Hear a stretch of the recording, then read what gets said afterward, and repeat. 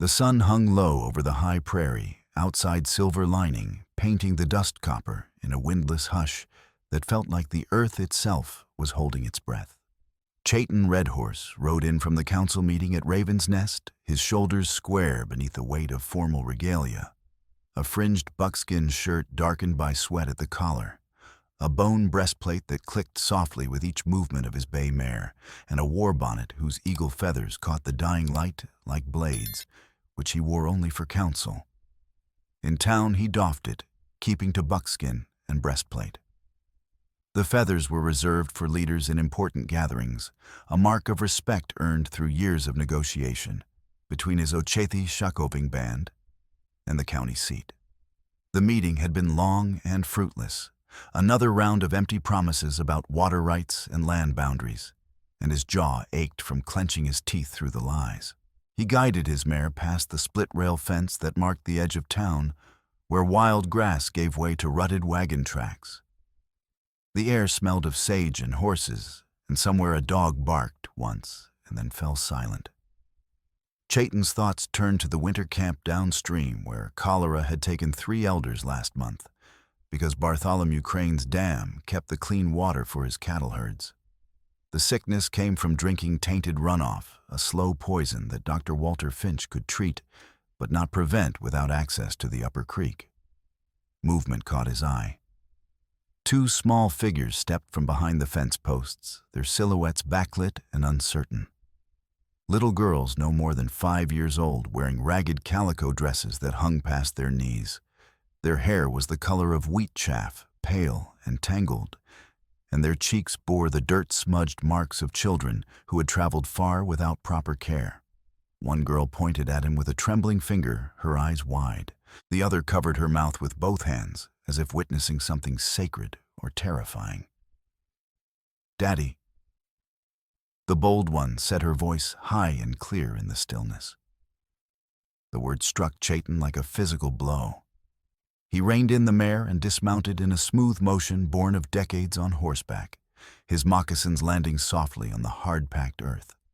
He knelt slowly, aware that his war bonnet and breastplate might frighten them, and kept his hands open and visible. The girls stared not at his face, but at a beaded pattern on his shirt, a blue crossbar over a red path, worked in tiny seed beads that caught the fading light. Recognition flickered in their expressions, as if they were seeing a familiar mark from stories told in whispers. The bold girl took a half-step forward. The other stayed back, clutching a bundle of folded muslin against her chest. Chayton's heart hammered beneath the bone breastplate. He studied their faces, the shape of their noses, the set of their chins, the freckles scattered across their cheeks like constellations. Features he had last seen 6 years ago on a woman he had loved in secret, a woman the world said he could not love. "Where is your mother?" he asked, his voice steady despite the storm building inside him. The bold one pointed toward the town, toward the dusty main street where lanterns were beginning to glow in windows. "They took her away," she said. "But she told us to find the man with the special pattern." Chayton's hand moved without thought, reaching toward the stitching on his chest. A pattern he had taught Eliza Harrow to stitch when they met in secret by Blackwater Falls.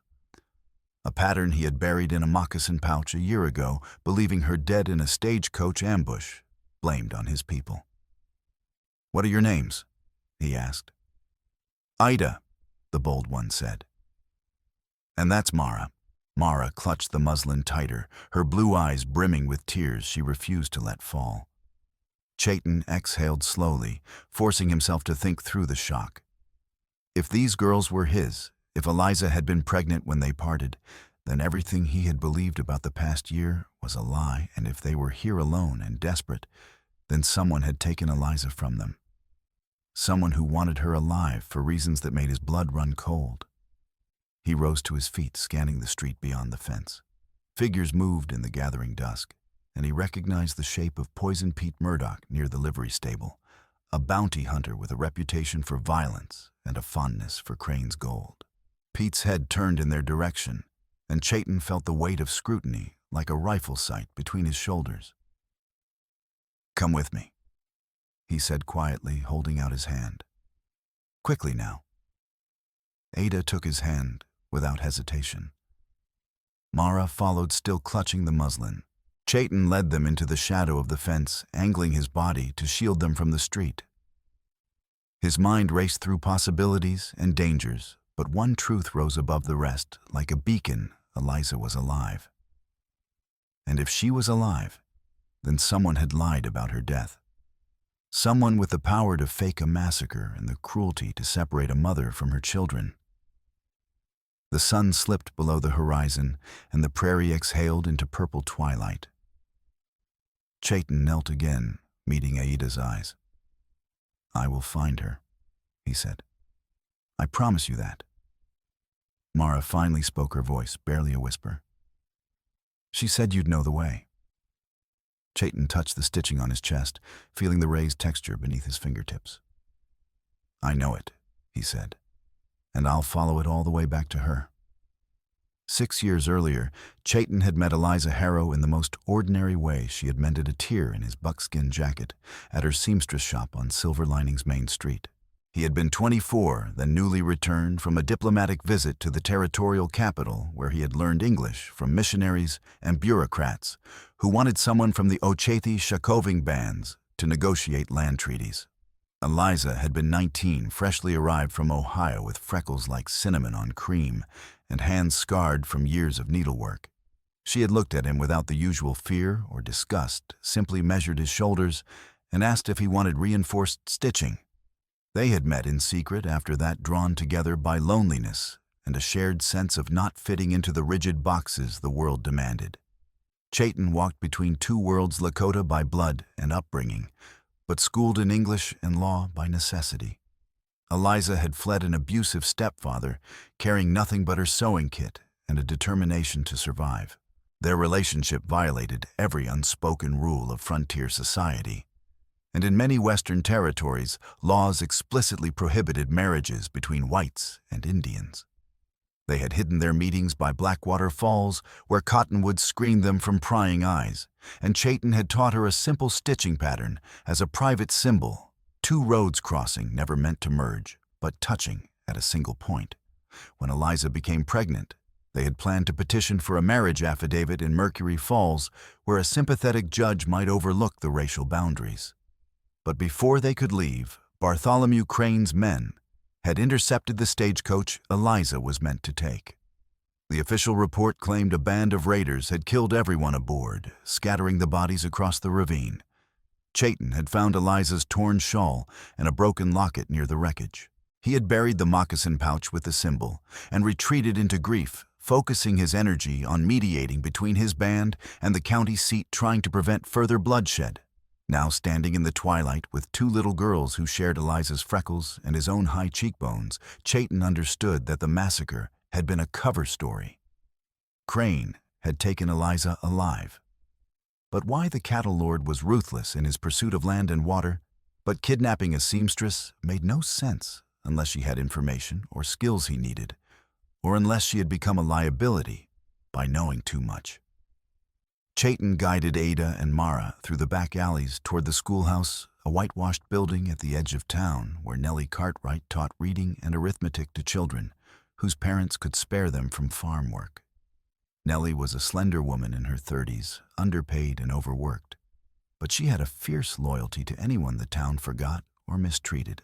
She had treated Chayton with kindness when others muttered threats, and he trusted her now to keep the girls safe while he pieced together what had happened. Nellie met them at the back door, her lamp casting long shadows across the porch. She took one look at the girls and ushered them inside, her mouth a tight line. Brakeman brought them in on the afternoon train, she said quietly. Said they were listed as wards bound for Red Mesa, but he heard them whispering your name. Figured you'd want to know. Chayton stepped inside, removing his war bonnet and breastplate to avoid overwhelming the children. The schoolroom smelled of chalk dust and pine sap. Mara finally released her grip on the muslin bundle, unfolding it on a desk. Inside was a tarnished locket on a broken chain, Eliza's locket, the one Chayton had thought lost in the ravine. Beside it lay a scrap of fabric with a stitched symbol in Eliza's neat hand, and a crumpled receipt signed by Disloyal Dan Kersey Crane's foreman, documenting the transfer of 2 wards conveyed to Red Mesa, paid in full. Chayton's hands shook as he picked up the locket. The clasp was bent but still functional. He opened it and saw the faded tintype inside Eliza, at 17, solemn-faced and hopeful. He closed his eyes, forcing down the surge of rage and relief that threatened to unbalance him. Eliza had been alive all this time. She had borne his children, hidden them from Crane's men, and somehow managed to send them to him with proof of their connection. "Where did Kersey take them?" he asked Nellie. "Don't know for sure," she said. But 2 months ago, a freight wagon left for Red Canyon Mine. Women were seen in the back covered with tarps. Gideon Pike heard rumors of forced labor sewing and cooking for the miners. Crane owns the mine, same as he owns the dam. Chayton turned to Ida, crouching to meet her eyes. "Did you see your mother before you left?" Ida nodded. She was in a big room with other ladies. They were sewing shirts. A man with yellow teeth said we were going to a school, but Ma gave me the cloth and said to show you. She touched the fabric, her fingers tracing the pattern with the same reverence Eliza had shown. "She said you'd find us." Chayton felt a tightness in his chest, a mixture of grief and determination. He looked at Nellie. "Can you keep them safe tonight?" "I can try," Nellie said. "But Crane's men are watching. Sheriff Tower Tom posted bounty notices this afternoon claiming you stole orphans from the parish home in Sandbar. Poison Pete's been asking around about you." As if summoned by the name, boots thudded on the porch outside. The door rattled, and Pete's gravelly voice cut through the night. "Schoolmarm, open up. I got business with Red Horse." Chayton moved quickly, positioning himself between the girls and the door. He glanced at Nellie and jerked his head toward the back window. "Take them to Gideon Pike's place. South Bridge past the mill. Tell him I'll come by morning." Nellie gathered the girls without argument, wrapping them in shawls and guiding them toward the rear exit. Mara hesitated, looking back at Chayton with wide, frightened eyes. He gave her a small nod, a silent promise that he would not let harm reach them.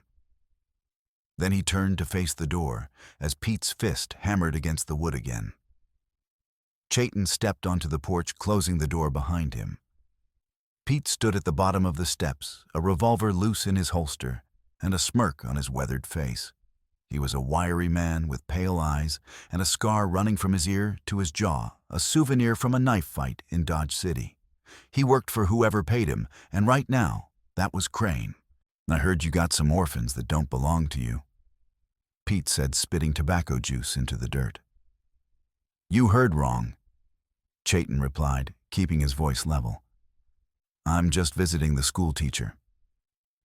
Pete's hand drifted toward his revolver. "Funny thing visiting at night. Sheriff says you're a kidnapper. Says there's a reward for bringing you in." Chayton took a slow step down, his eyes locked on Pete's hand. "You draw that weapon, and the schoolhouse glass will reflect your muzzle flash. Bullet sparks on stone oil lamps inside. You want to explain to the town why you burned down their children's school." Pete hesitated, his gaze flicking toward the lit window where lamplight danced. The threat was real enough. Schoolhouses burned easily, and no one wanted to be known as the man who torched children's education. He lowered his hand, but his smirk widened. "See you at dawn, Red Horse. You and me will settle this proper." Chayton watched him walk away, his silhouette disappearing into the shadows between buildings. He waited until the street was silent, then descended the steps and moved quickly through the alleys, avoiding the main thoroughfares where Crane's men patrolled. His mind worked through the pieces of the puzzle: the fake massacre, the kidnapping, the mine, the wards sent to Red Mesa. Crane was trafficking people, selling women and children as cheap labor. And Eliza had been caught in that web for a year, sewing shirts and waiting for a chance to send word to him. Chayton crossed the creek ford near Blackwater Falls, where the water ran shallow and sluggish because of Crane's dam upstream. The falls themselves were reduced to a trickle, their once thunderous roar now a faint whisper. He paused at the edge, remembering the nights he and Eliza had spent here, talking and dreaming of a future that seemed impossible. The symbol had been born in this place, stitched by Eliza's fingers, as he described the Lakota way of seeing roads not as single paths, but as journeys that could run side by side without merging, respecting each other's direction. He reached Gideon Pike's sod house an hour later, his breath coming hard from the pace.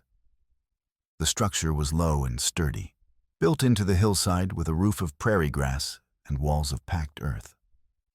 A single window glowed with lantern light. Chayton knocked softly, and Gideon opened the door with a shotgun in hand, his weathered face relaxing when he saw who it was. "Nellie brought the girls," Gideon said, stepping aside. "They're with Octavia." Chayton entered the cramped interior, where Octavia Pike, Gideon's wife, sat at a rough-hewn table with Aida and Mara. She was pouring goat's milk into tin cups, her movements gentle and efficient. The girls looked up as Chayton approached, their faces pale but less frightened now. He knelt beside the table, meeting their eyes. "You'll be safe here tonight," he said. "Gideon and Octavia are good people." Ada reached out and touched the edge of his buckskin shirt, her fingers brushing the stitching. "Will you find Ma?" "I will," Chayton said. "I promise." Mara finally released the muslin bundle, completely setting it on the table. "She said to give you this too." She pulled a small folded paper from the cloth, its edges yellowed and brittle. Chayton unfolded it carefully and saw Eliza's handwriting, faint but legible. "Chayton, if you read this, I am at the mine. Crane knows about the affidavit. He wants the land records I saw. Don't trust the sheriff. Find Clarissa Doyle. She keeps his books." E. Chayton read the note twice, committing every word to memory. Clarissa Doyle was Crane's bookkeeper, a sharp-eyed woman who had arrived from St. Louis 2 years ago and kept the cattle lord's ledgers in perfect order. If Eliza trusted her, there was a reason. He folded the note and slipped it into his pouch, then looked at Gideon.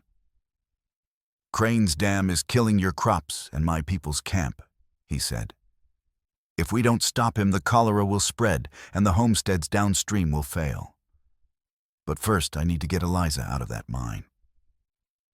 Gideon nodded slowly, his hand tightening on the shotgun.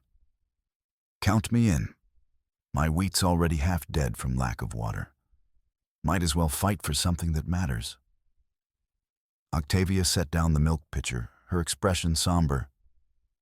"You should know Crane's wagons have been moving at night between Red Canyon and Gunpowder Gulch.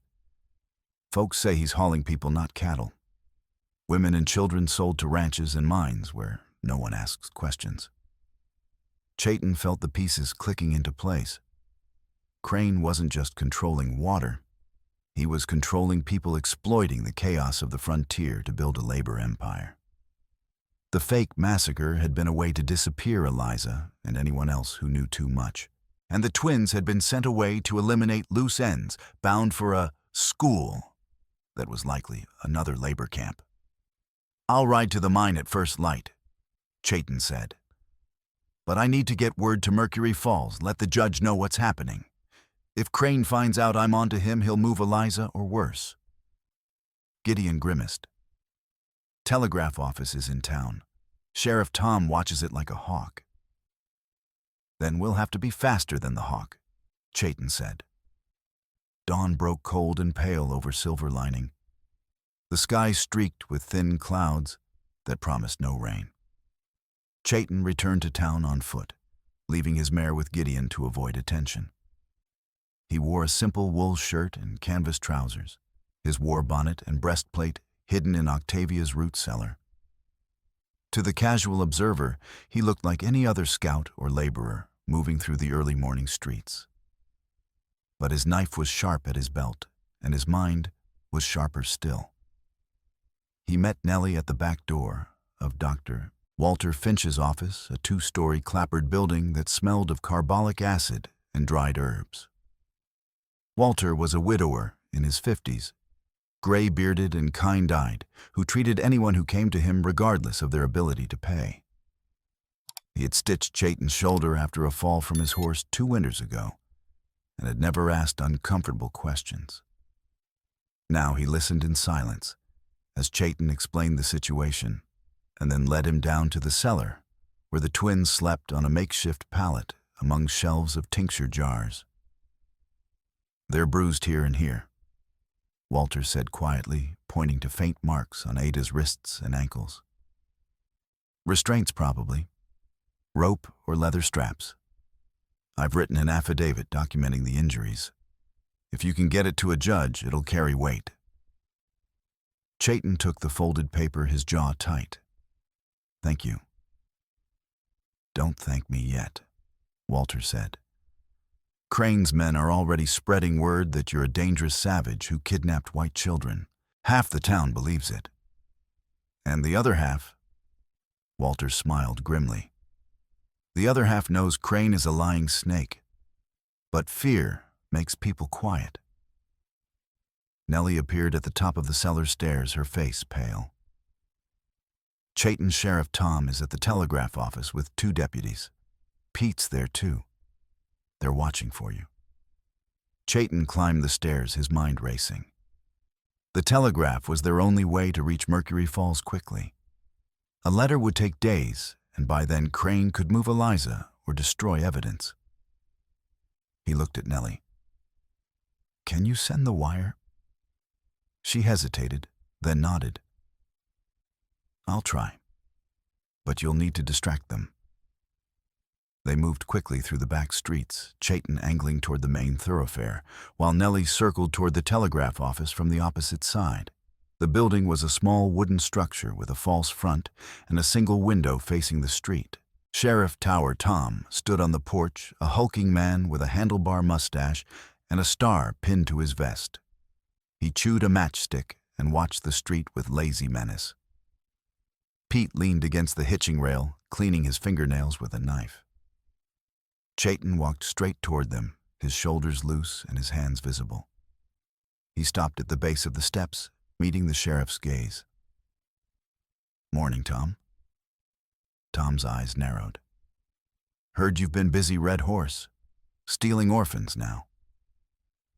"Heard you've been busy filing false reports," Chayton replied evenly. "Blaming massacres on my people when it's Crane's men doing the killing." Tom's hand drifted toward his holstered revolver.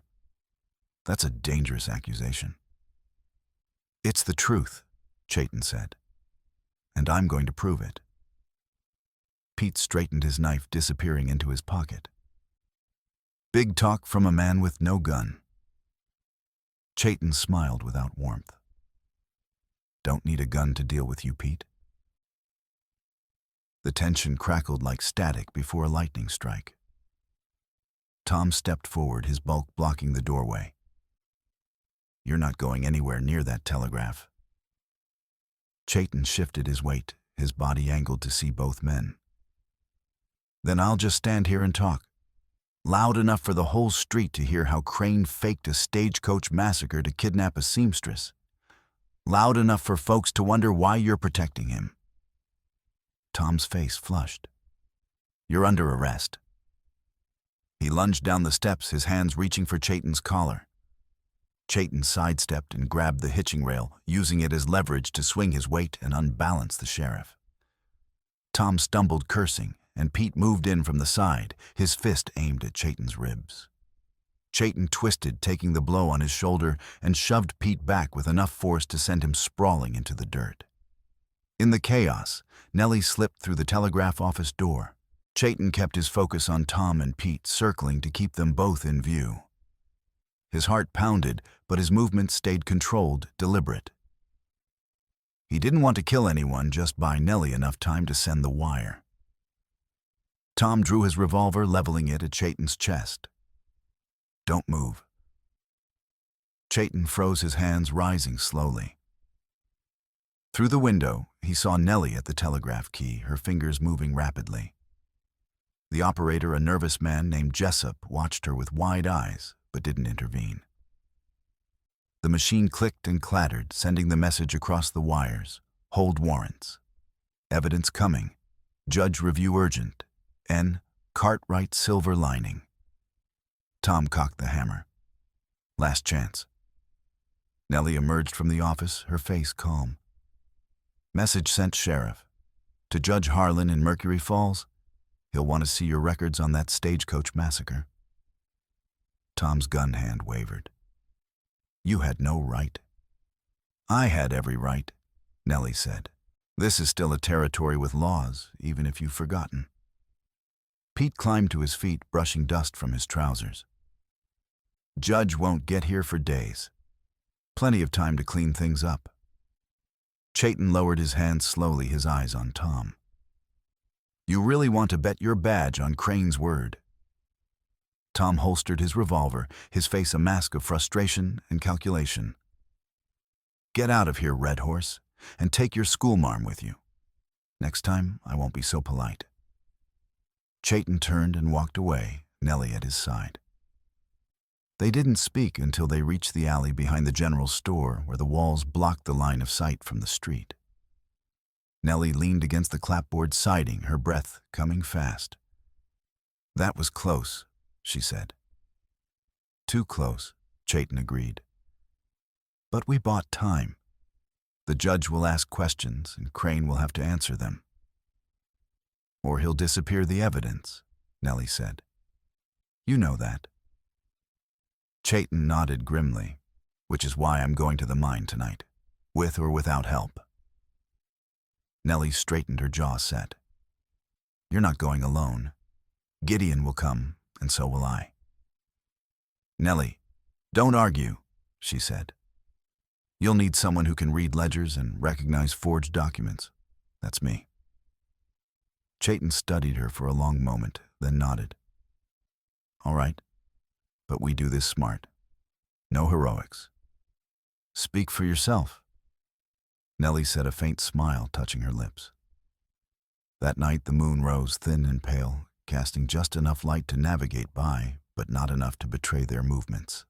Chayton, Nellie, and Gideon met at the creek ford near Blackwater Falls, each carrying supplies wrapped in oilcloth to muffle noise. Gideon had his shotgun and a coil of rope. Nellie carried a satchel with paper pencils and a small pistol Walter had insisted she take. Chayton had his knife, a water skin, and the fabric Mara had given him folded carefully in his pouch as a reminder of what he was fighting for. The creek ran shallow and sluggish, its bed choked with silt. They crossed on foot, the water barely reaching their ankles, and climbed the opposite bank into the scrub brush that lined the base of the hills. Ahead, the dam rose like a dark wall against the sky, its bulk blocking the natural flow of Timber Fork. Lanterns moved along the top patrol guards, two of them walking a slow circuit. "We go around," Chayton whispered, "through the cattails on the east side." They moved in single file, Chayton leading and Gideon bringing up the rear. The cattails grew thick and high, their dry stalks rustling with every step. Chayton paused every few yards to listen, his senses attuned to the sounds of the night, the distant yip of coyotes, the creak of the dam's timbers, the murmur of water forced through narrow sluice gates. Beside him, Nellie's breathing was steady, controlled. She had tied her skirts up to avoid dragging them through the mud, and her movements were careful, deliberate. They were halfway through the cattails when a lantern patrol swept closer, its beam cutting through the reeds like a blade. Chayton dropped to a crouch, motioning for the others to do the same. The light passed inches above their heads, illuminating the tips of the cattails in a brief golden glow. Chayton's heart hammered, but he stayed still, his body pressed low against the damp earth. The patrol's light swung back for a second pass. Chayton reached back and placed a hand on Nellie's shoulder, a silent signal to stay motionless. She nodded, her eyes fixed on the moving lantern. Gideon's breathing grew labored behind them, his age showing in the strain of maintaining the crouched position. The light held for a breathless moment, then moved on the guard, muttering something about raccoons. They waited until the patrol reached the far end of the dam, and then continued forward, crawling through the mud and reeds. They reached the edge of the cattails and paused in the shadow of a willow tree, its drooping branches providing cover. "We need to get past the dam to reach the mine trail," Chayton whispered. "But the patrols are too tight. We'll have to wait for a shift change." "That could be hours," Gideon murmured. "Or we could create a distraction," Nellie said quietly.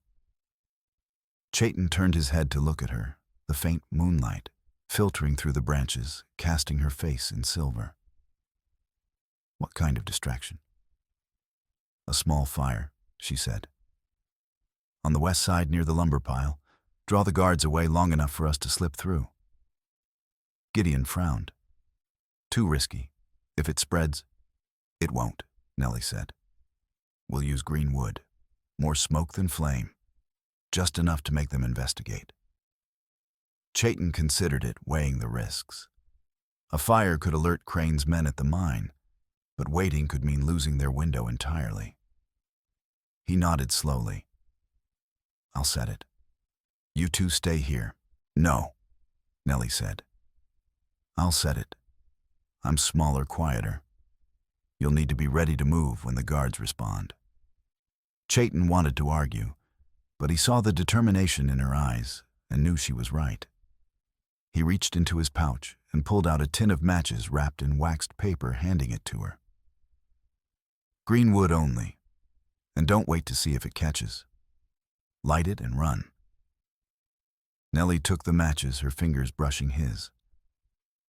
"I'll be back before you know I'm gone." She slipped out from the willow's shadow and disappeared into the darkness, her silhouette blending with the night. Chayton and Gideon waited in tense silence, listening to the creak of the dam and the distant murmur of voices. Minutes stretched like hours. Then faintly, a thin column of smoke rose on the western side of the dam, pale against the night sky. A shout went up from the patrol. Lanterns swung toward the smoke, and boots thudded across the dam's planks. Chayton waited until the guards were fully committed, and then gestured for Gideon to follow.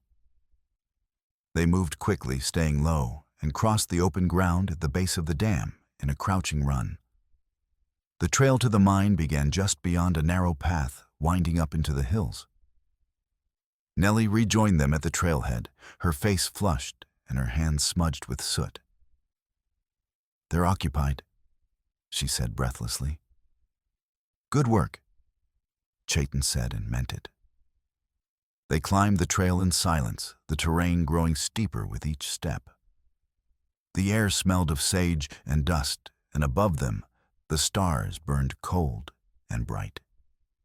Chayton's mind turned to Eliza, imagining her in the mine sewing shirts under lantern light, waiting for a rescue she might not believe would come. He pushed the thought aside and focused on the trail, on the rocks and roots that could trip them in the darkness. After an hour of climbing, they paused to catch their breath at a rocky outcrop. Below, the valley spread out like a quilt of shadows, the creek a silver thread winding through the darkness. Gideon leaned heavily on his shotgun, his face drawn with exhaustion. "How much farther?"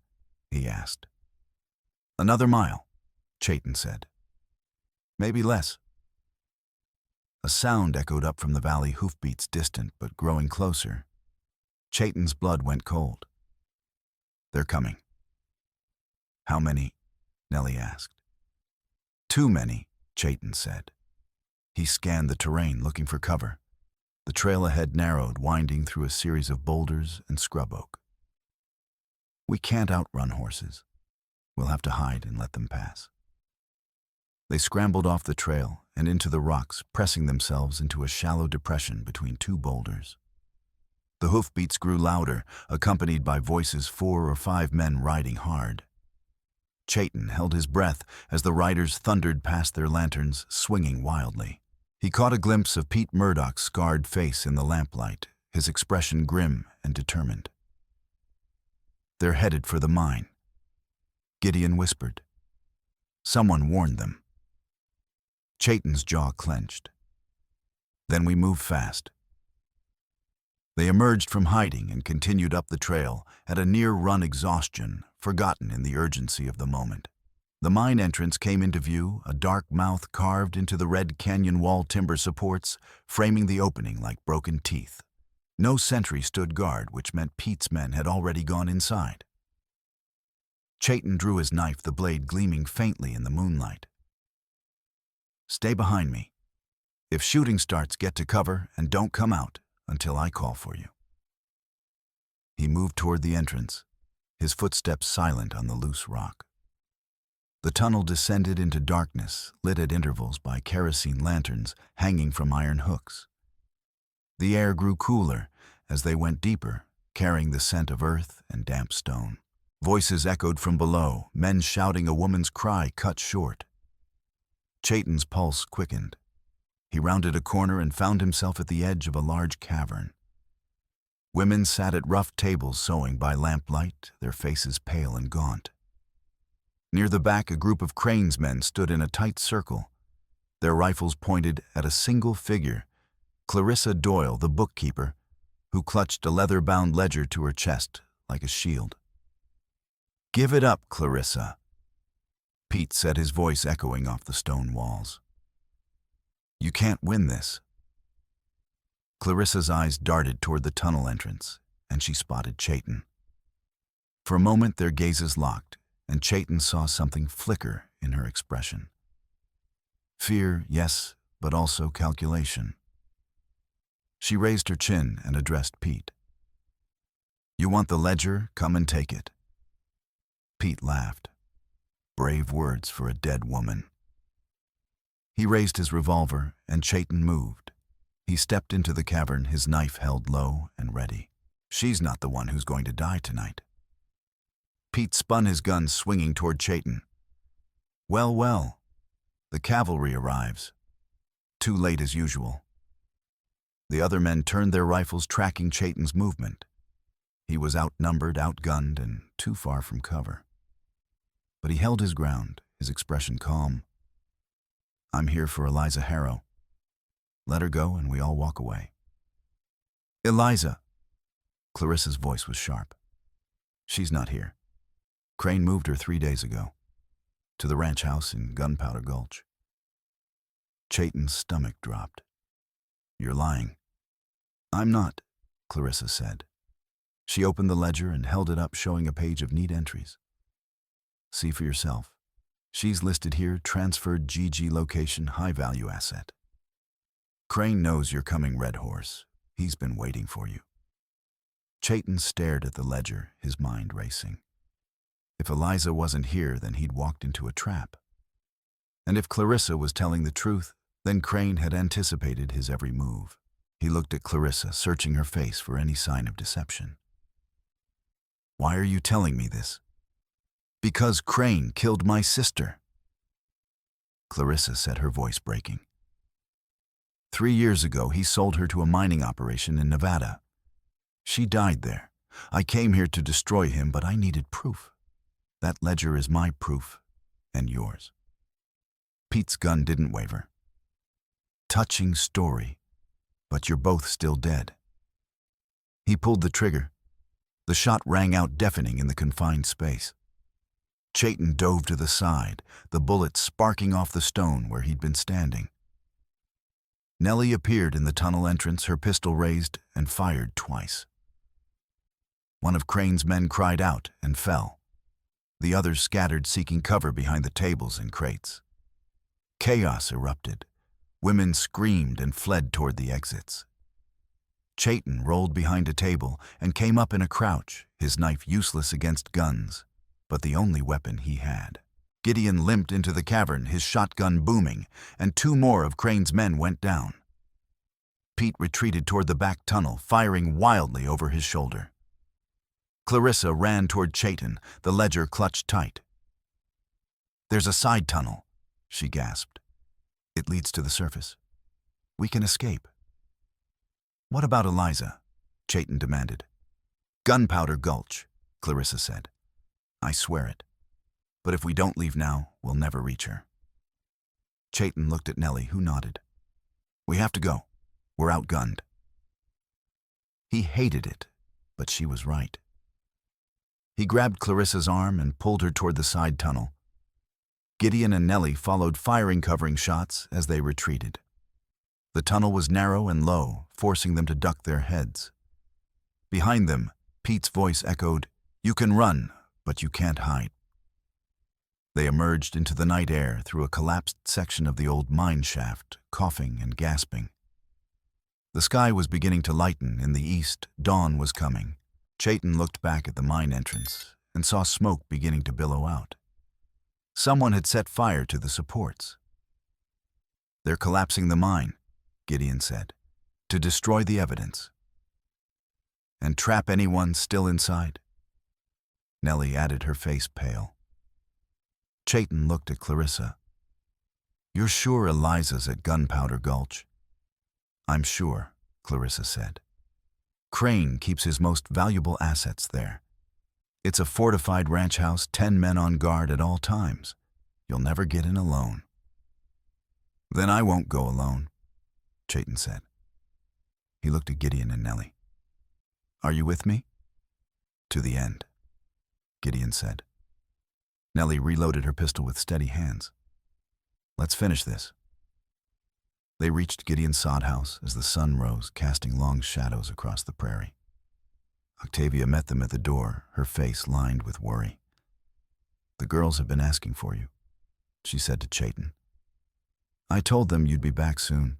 Chayton entered the cramped interior where Ada and Mara sat at the table, eating porridge. They looked up as he approached, their faces brightening. He knelt beside them, suddenly aware of how filthy and exhausted he must look. "Did you find Ma?" Ada asked. "Not yet," Chayton said. "But I know where she is, and I'm going to bring her home." Mara reached out and touched his cheek, her small hand warm. "You promise?" "I promise," Chayton said. He stayed with them for a few minutes, letting their presence ground him. Then he rose and rejoined the others. Clarissa had spread the ledger on the table, its pages filled with meticulous entries documenting Crane's trafficking operation. Names, dates, payments, everything Judge Harlan would need to convict Crane and his associates. "This is solid evidence," Nellie said, scanning the pages. "But we need to get it to the judge. If Crane destroys this, we have nothing." "I'll take it," Clarissa said. "I know the roads to Mercury Falls. I can be there by nightfall if I ride hard." Chayton hesitated. "You're trusting us to finish what you started." "I'm trusting you to save Eliza," Clarissa said. "She doesn't deserve what Crane's done to her. No one does." She closed the ledger and secured it in her satchel. "There's one more thing you should know. Crane's planning to destroy the dam tomorrow morning. He's going to open the gates just enough to send a payroll raft downstream, then blast the upstream supports with black powder. The explosion will flood everything below your camp, the homesteads, all of it. He wants to cover his tracks and get rid of anyone who might testify against him." Chayton felt a cold fury settle over him. "How do you know this?" "Because I arranged the payroll transfer," Clarissa said. "It's my job, but I didn't know what he was planning until yesterday. That's why I stayed to warn you." Gideon's face darkened. "If he blows that dam, my fields will be underwater, and the Lakota camp will be wiped out." Chayton finished. He looked at Clarissa. "How much time do we have?" "Until dawn," Clarissa said. "The raft is scheduled to leave at first light." Chayton calculated quickly. Gunpowder Gulch was a 2-hour ride from here. The dam was another hour beyond that. If they moved fast, they could reach Eliza, free her, and still make it to the dam in time to stop Crane's plan. But it would be close. "All right," he said. "Clarissa, you ride to Mercury Falls. Tell Judge Harlan everything. Gideon, Nellie, you're with me. We're going to Gunpowder Gulch." "What about the girls?" Octavia asked. "Keep them here," Chayton said. "If we don't come back, you'll come back," Octavia said firmly. "And you'll bring their mother with you." The ride to Gunpowder Gulch was hard and fast, the horses straining under the pace. The sun climbed higher, turning the prairie into a furnace. Chayton led the way, his mind focused on the task ahead. Gunpowder Gulch was aptly named a narrow canyon with steep walls and only one entrance. The ranch house sat at the far end, a 2-story structure built from logs and stone with a clear view of the approach. Getting in would be nearly impossible. Getting out alive would be a miracle. They dismounted a mile from the entrance and left the horses tethered in a stand of cottonwoods. Chayton studied the canyon through a gap in the rocks, noting the positions of the guards. 2 men stood at the entrance, rifles slung over their shoulders. More would be inside and probably on the roof as well. "We can't fight our way in," Gideon said. "Not with 3 of us against 10 of them." "Then we don't fight," Chayton said. "We sneak." Nellie pointed to the canyon walls. "There's a ledge that runs along the eastern side. If we can reach it, we might be able to climb down behind the house." "That ledge is barely 6 inches wide," Gideon said. "One slip and you're dead." "Then we don't slip," Chayton said. They circled around to the eastern side of the canyon and began the climb. The rock was hot to the touch, baking under the midday sun, and loose stones skittered down with every step. Chayton went first, testing each handhold before putting his weight on it. Behind him, Nellie climbed with surprising agility, her skirts tied up around her waist. Gideon brought up the rear, his face pale with exertion and pain from his injured ankle. They reached the ledge and began inching along it, their backs pressed against the canyon wall. Below the drop was 100 feet or more, straight down to jagged rocks. Chayton focused on breathing, on moving 1 foot at a time, on not looking down. Halfway across, a chunk of rock broke free under his foot, and he swayed outward. Nellie grabbed his arm, her grip like iron, and pulled him back. "Steady," she whispered. "Steady," he echoed. They reached the far side and descended into a narrow ravine that led to the back of the ranch house. A single guard stood at the rear door, smoking a cigarette and looking bored. Chayton circled around, moving through the scrub brush with practiced silence. He came up behind the guard and clamped a hand over the man's mouth, driving his knife into the soft hollow at the base of the skull. The guard went limp, and Chayton lowered him to the ground. He took the guard's rifle and keys, then motioned for Nellie and Gideon to follow. They entered the house through the rear door, finding themselves in a narrow hallway lined with doors. Voices echoed from the front room men, arguing about cards and money. Chayton moved toward the stairs, his footsteps silent on the wooden floor. The second floor was quieter. A single guard sat outside a locked door at the end of the hall, his chair tilted back against the wall, and his eyes half closed. Chayton raised the rifle and brought the stock down hard on the guard's head. The man slumped without a sound. Chayton tried the keys on the door, his hands shaking with anticipation. The third key turned, and the lock clicked open. He pushed the door inward and stepped inside. The room was small and sparsely furnished: a cot, a chair, a single window with iron bars. A woman sat on the cot, needle in hand, stitching a shirt. She was thin, her freckled face shadowed with exhaustion, but when she looked up, Chayton saw the same fierce intelligence that had drawn him to her 6 years ago. "Eliza," he breathed. She stared at him, her needle pausing mid-stitch. For a moment, neither of them moved. Then the needle fell from her fingers, and she stood swaying slightly. Chayton. He crossed the space between them in 2 strides and caught her as her knees buckled. She clung to him, her body shaking, and he felt the sharp edge of her shoulder blades through the thin fabric of her dress. She was malnourished, overworked, but alive. Alive. "The girls," Eliza whispered. "Did they find you?" "They found me." Chayton said, his voice rough. "Ada and Mara. They're safe." Eliza pulled back her eyes, searching his face. "I told them to follow the mark. I wasn't sure they'd understand." "They understood," Chayton said. He reached into his pouch and pulled out the fabric, unfolding it to show her. "They brought this." Eliza's fingers traced the pattern the same way Ada had done. "I made it for them. So they'd know you. So they'd know their father." Chayton's throat tightened. He had spent a year believing her dead, mourning her, trying to bury the grief deep enough that it wouldn't cripple him. Now she stood before him, real and solid, and the weight of that year threatened to crush him. He took her bandaged wrist, gently unwrapping the dirty linen to reveal raw, rope-burned skin. His jaw clenched. "Who did this?" "Crane's foreman," Eliza said. "He wanted me to sew faster.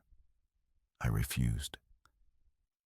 Chayton pulled a strip of soft deerskin from the fringe of his shirt and wrapped her wrist carefully, his fingers steady despite the rage burning in his chest. As he tied the leather, his eyes met hers, and he saw the same stubborn strength that had kept her alive through a year of captivity. "I won't lose you again," he said. "You won't have to," Eliza replied. "We're leaving together?" Nellie appeared at the door, her face tense. "We have company. Someone heard the guard fall." Chayton helped Eliza to her feet, steadying her as she found her balance. "Can you run?" "I'll crawl if I have to," she said. They moved quickly down the stairs, but voices were already shouting from the front room.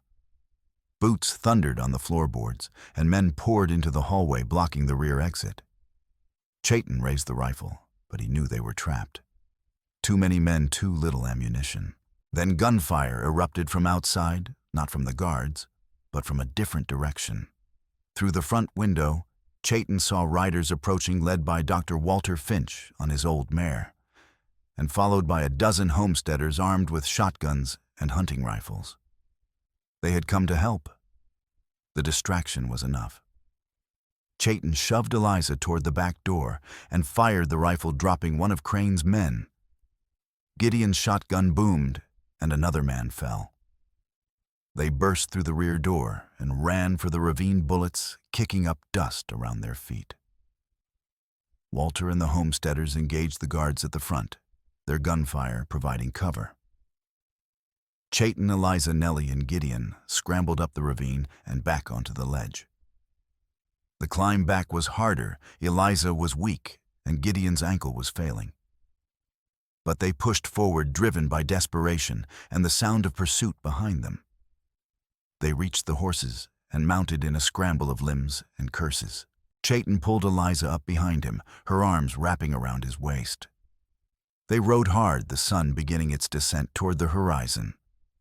Behind them, Crane's men gave chase, but Walter's group held them off long enough for Chayton's party to gain distance. As they rode, Eliza leaned her head against Chayton's back, her breath warm through his shirt. "I knew you'd come," she said. "I promised the girls," Chayton replied. "Not just them," Eliza said. "Me. I knew you'd come for me." Chayton didn't answer, but he reached back and squeezed her hand, a silent acknowledgement of everything they couldn't yet say aloud. They reached the dam as the sun touched the western horizon, painting the sky in shades of orange and crimson.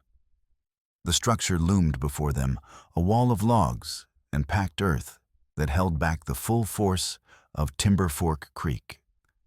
At the top, Men moved in the fading light, adjusting the winch that controlled the sluice gates.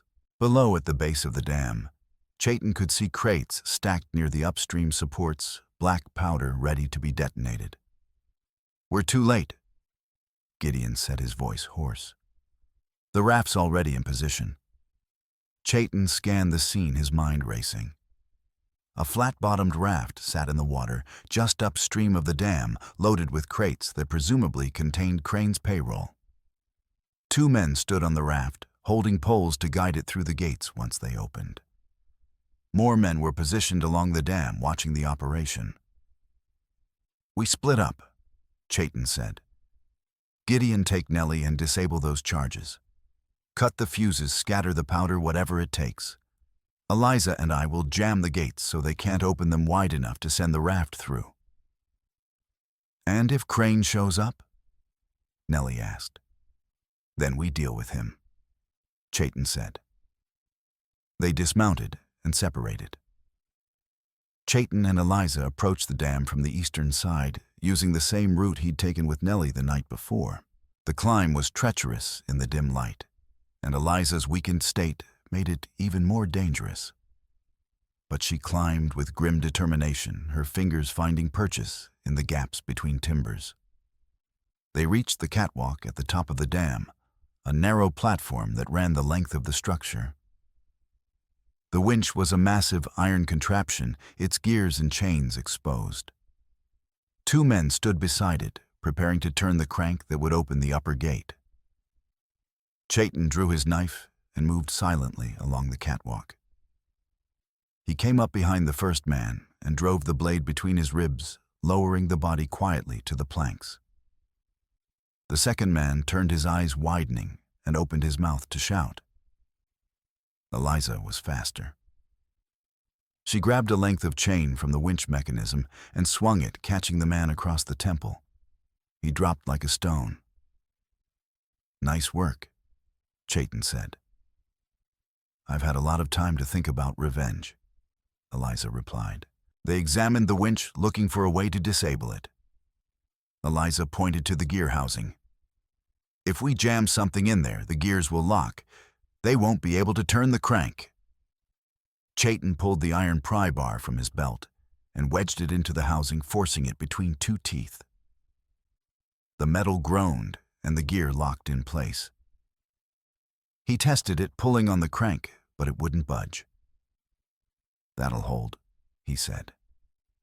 Below, Gideon and Nellie were working on the charges, cutting fuses and prying open crates to scatter the black powder. But they weren't fast enough. A shout went up from the raft. Someone had spotted them. More men emerged from a guard shack near the base of the dam, rifles raised.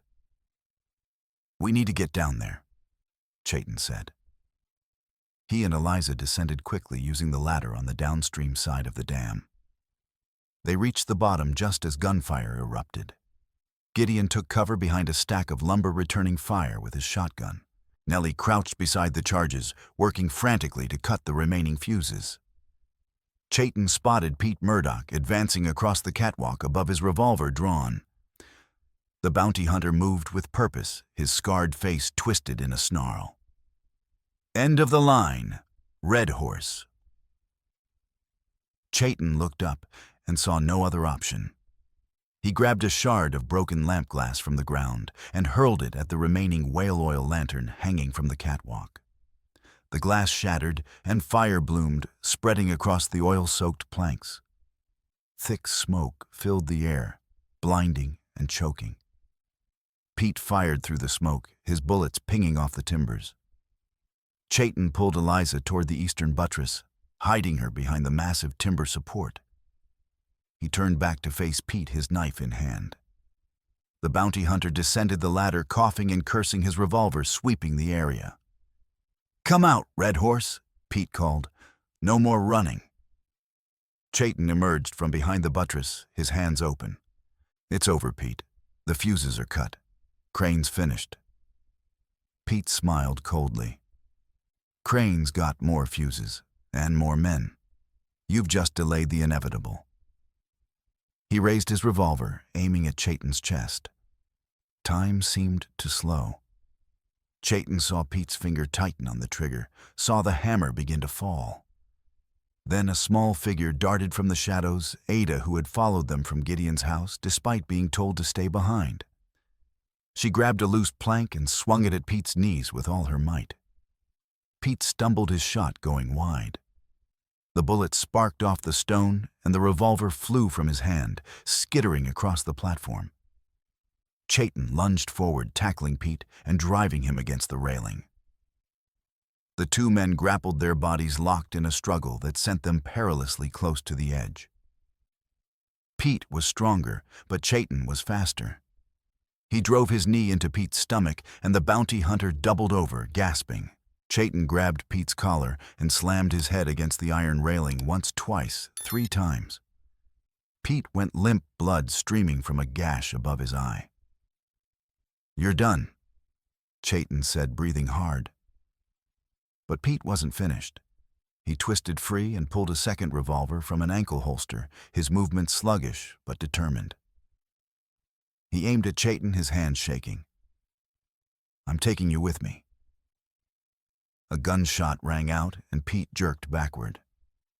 He looked down in surprise at the spreading stain on his chest, then toppled over the railing, falling into the churning water below. Chayton turned and saw Eliza standing behind him, Nellie's pistol in her hand, her expression calm and steady. "He was going to kill you," she said simply. Chayton nodded, too shaken to speak. He pulled her into his arms, holding her tight, feeling her heart beating against his chest. Around them, the chaos continued, Gideon and Nellie still fighting off Crane's men, the smoke from the burning oil spreading across the dam. Then a new sound cut through the noise, the thunder of hoofbeats. Bartholomew Crane arrived with Sheriff Tower Tom and a half-dozen more men, torches in hand. Crane's face was a mask of rage as he took in the scene, the jammed winch, the scattered powder his men scattered and defeated. He dismounted and strode toward the remaining intact crate of black powder, pulling a fresh fuse from his saddlebag.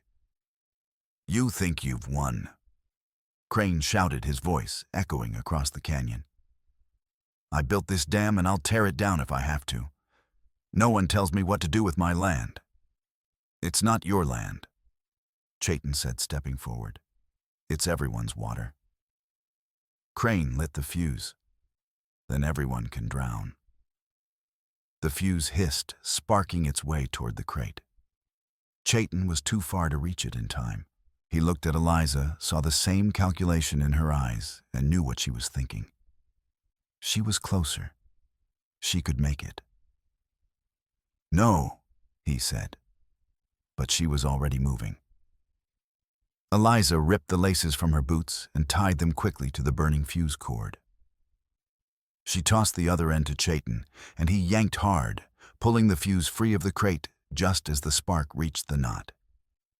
The flame died in the damp leather, and the black powder sat inert. Sheriff Tom raised his rifle, aiming at Eliza. "You're all under arrest." A new voice rang out, clear and commanding. "Lower your weapon, Sheriff." Mercury Falls lay just 12 miles east. Harlan had ridden through the night with 2 federal marshals after Nellie's wire. He was an imposing man in his 60s, white-haired and steely-eyed, with a reputation for fairness that had earned him respect across the territory. He dismounted and walked to the center of the platform, his gaze sweeping over the assembled crowd. "I've reviewed the ledger Miss Doyle provided," Harlan said. "Sheriff Tom, you're suspended pending investigation. Mr. Crane, you're under arrest for trafficking fraud and attempted murder." Crane's face purpled. "You can't do this. I own this town." "You own nothing," Harlan said. "Take him." The marshals moved forward, but Crane bolted, vaulting onto his horse and spurring it across the top of the dam. The animal's hooves slipped on the wet logs, and Crane fought to keep control. The horse stumbled, and Crane was thrown, his body slamming into the railing. He hung there for a moment, dangling from a leather strap, his face twisted with fury and fear. Chayton grabbed a coil of rope and threw one end toward Crane. "Take it." Crane looked at him, then at the water churning below. His eyes blazed with hatred. "I'd rather die than owe you anything," he spat. He pulled a knife from his belt and cut the strap. He fell, his scream swallowed by the roar of the water.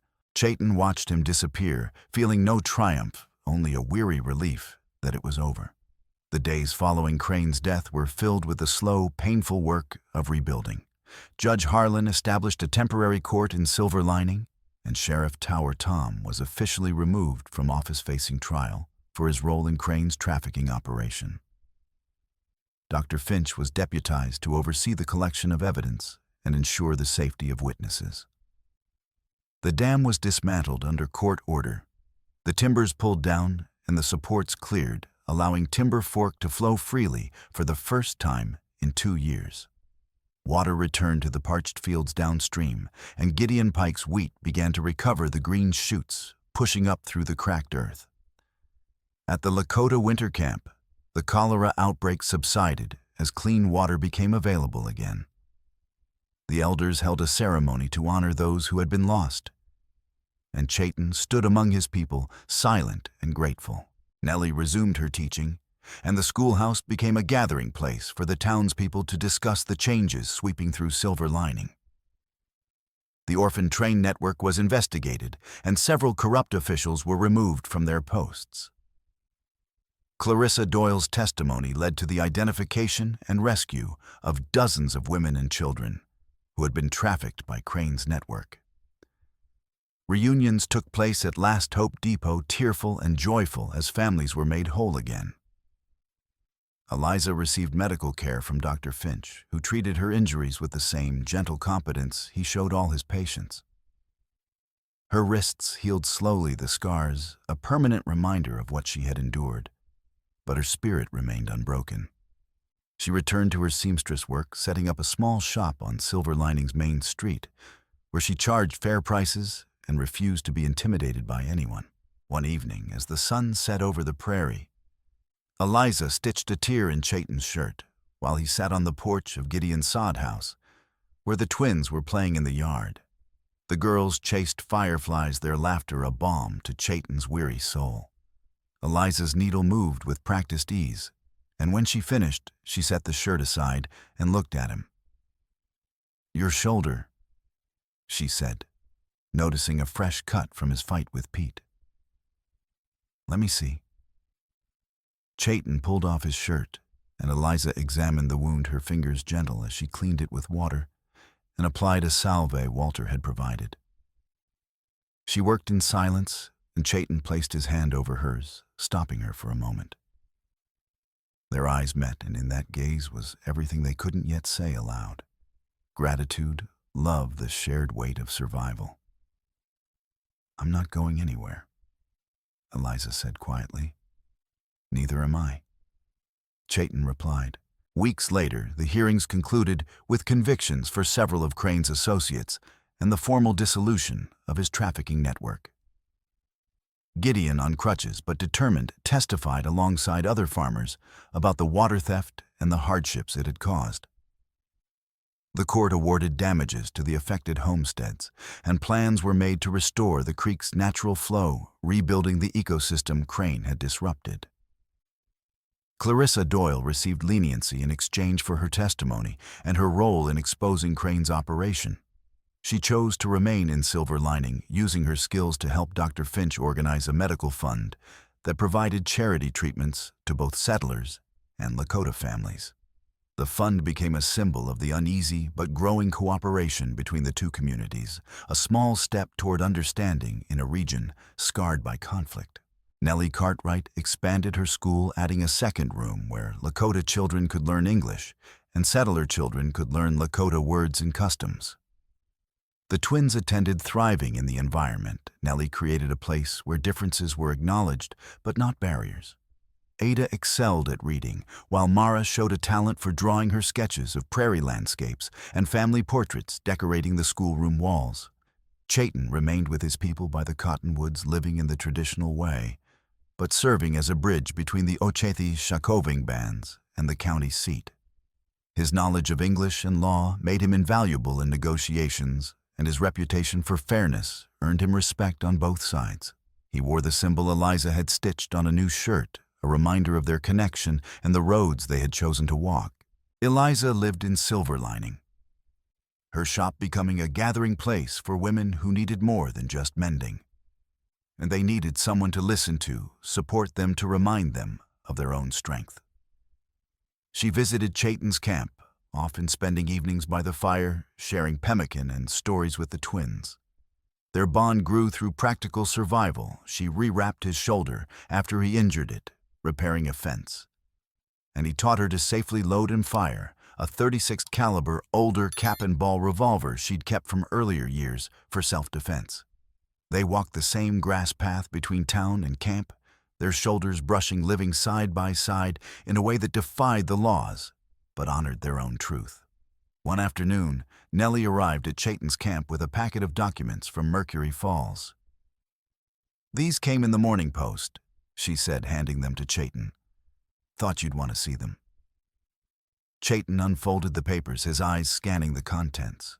They were records from the territorial archives, including the official report on the Stagecoach Massacre, a report filed by Sheriff Tower Tom that had been exposed as false during the investigation. Among the papers was another document, a marriage intent affidavit notarized a year ago, but intercepted and never filed. It listed Eliza Harrow and Chayton Redhorse, his Lakota name mangled by the clerk's poor spelling, as petitioners seeking legal recognition of their union. Eliza appeared beside him, reading over his shoulder. "I sent that the day before they took me," she said softly. "I thought it was lost." "It was found," Chayton said, "and now it's ours." The affidavit wasn't a legal marriage. Interracial unions were still prohibited in many territories, but it was a foundation. Judge Harlan had included a note stating that the document could be used to petition for custody of the twins and to prevent future claims by men like Crane. It was practical justice, a small crack in the wall of laws that sought to keep them apart.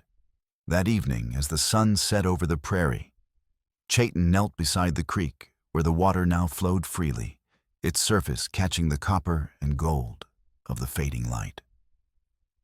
Ida and Mara ran to him, their dresses muddy and their faces glowing with health. They traced the stitching on his shirt with their small fingers following the pattern. "Which road now?" Eliza asked, standing close enough that her shoulder touched his.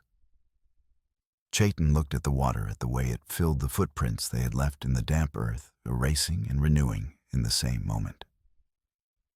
"We make 2 tracks," he said, "side by side." The twins took their hands, one on each side, and together they walked along the creek bank. Behind them, the prairie stretched wide and endless, a land of harsh beauty and second chances. Ahead, the path wound through cottonwoods and wild grass, uncertain but theirs to shape. And for the first time in a year, Chayton allowed himself to believe that the roads they traced, 2 paths running parallel, close enough to touch, would carry them home.